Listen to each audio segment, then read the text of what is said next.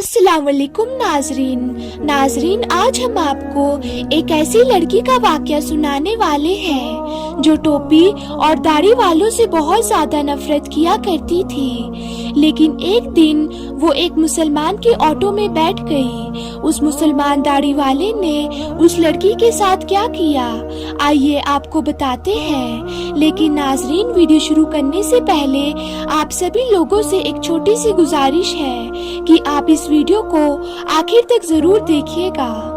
नाजरीन, एक बार लखनऊ की एक सड़क पर एक हिंदू लड़की खड़ी हुई थी। वो दरअसल किसी ऑटो वाले का इंतजार कर रही थी। उसको अपने घर जाना था। अचानक उसे एक ऑटो वाला आता हुआ दिखाई दिया। उसने आगे से अपना हाथ दिया और उसको रुकवा लिया। ऑटो वाले ने पूछा, जी मैडम, कहाँ जाना है? उस लड़की ने देखा कि ऑटो वाला तो एक मुसलमान है। उसके सर पर टोपी और चेहरे पर दाढ़ी है।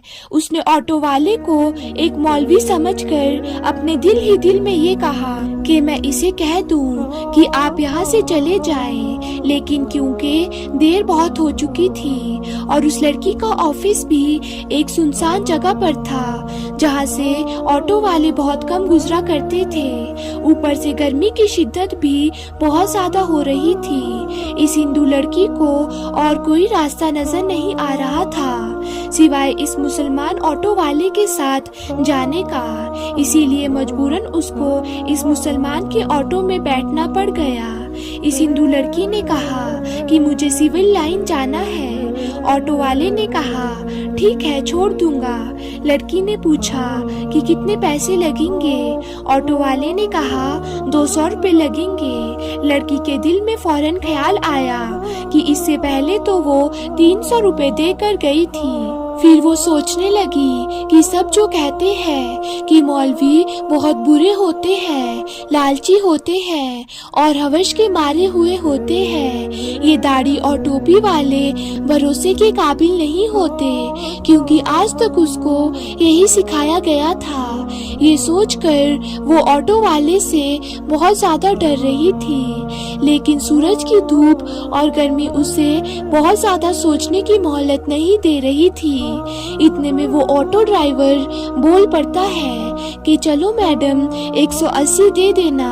लड़की बोली, जी ठीक है, लेकिन पीछे मेरा सामान रखा हुआ है जो बहुत भारी है, अकेले मुझसे नहीं उठाया जा सकता। हो सके तो आप मेरी थोड़ी सी मदद कर दे। ऑटो वाले ने कहा, कोई बात नहीं, आप बैठ जाएं, मैं खुद उसे रख दूंगा।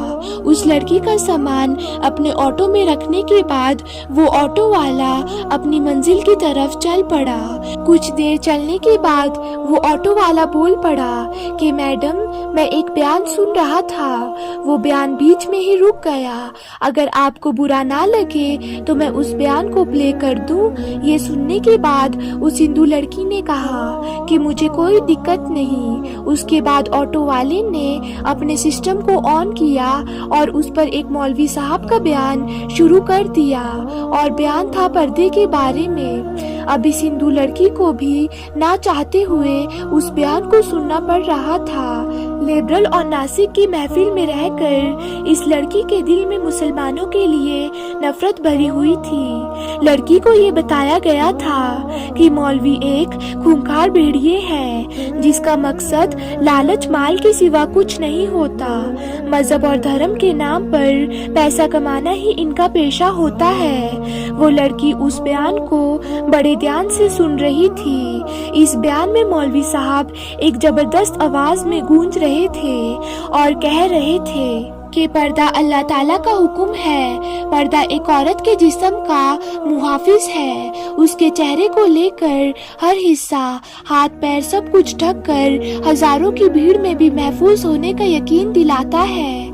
पर्दा शैतानी नजरों से बचाता है और देखने वाले अपनी नजर घुमा लेते हैं। وہ سوچتے ہیں کہ یہ لڑکی تو شریف معلوم ہوتی ہے، پردے میں ہی ایک عورت کی عزت ہے۔ بے پردہ عورت کی مثال ایک کھلے ہوئے گوشت کی طرح ہے جس پر ہر مکھی آ کر بیٹھ جاتی ہے اور اس پر گندگی نکالتی ہے۔ ہر آنکھیں اسے کھانے اور نوچنے کی نظر سے دیکھتی ہے۔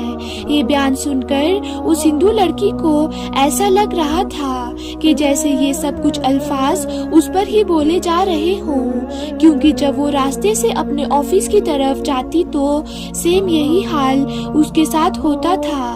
اس ہندو لڑکی کو ایسا لگ رہا تھا کہ اس کی مشکل کا صرف ایک ہی حل ہے اور وہ پردہ ہے۔ اتنے میں وہ آٹو والا اس کے بتائے ہوئے راستے پر پہنچ جاتا ہے۔ اس کے بعد وہ لڑکی آٹو سے نیچے نکلی اور کہنے لگی کہ مہربانی کر کے آپ میرا سامان بھی باہر نکال دیں۔ اتنے میں اس لڑکی نے اپنی ماں کو فون لگایا اور کہنے لگی کہ سنی کو نیچے بھیج دو، میرے پاس تھوڑا سامان ہے جس کا وزن زیادہ ہے، جس کو میں اکیلے اوپر لے کر نہیں آ سکتی ہوں۔ ماں نے کہا کہ بیٹا سنی تو گھر پر نہیں ہے۔ یہ سن کر آٹو والے نے کہا کہ میڈم کوئی بات نہیں، میں آپ کا سامان اوپر لے کر چلتا ہوں۔ لڑکی کے دماغ میں یہ بات پہلے ہی آ چکی تھی کہ شاید یہ پیسوں کے لالچ میں آ کر یہ سب کچھ کر رہا ہے۔ لڑکی بولی ٹھیک ہے، آپ یہ سامان رکھ دیجئے۔ اس آٹو والے نے اس لڑکی کا سامان اٹھایا اور پہلے فلور پر جا کر وہ سامان رکھ دیا۔ اس کے بعد اس لڑکی نے 300 روپے نکال کر اس آٹو والے کو دینے لگی۔ یہ دیکھ کر آٹو والے نے کہا کہ میڈم یہ 300 روپے کس بات کے ہیں؟ یہ سن کر وہ لڑکی کہنے لگی کہ دراصل کچھ دن پہلے میں یہاں ایک آٹو سے آئی تھی، اس نے مجھ سے 300 روپے لیے تھے اور پھر آپ نے تو میرا سامان بھی اٹھایا ہے۔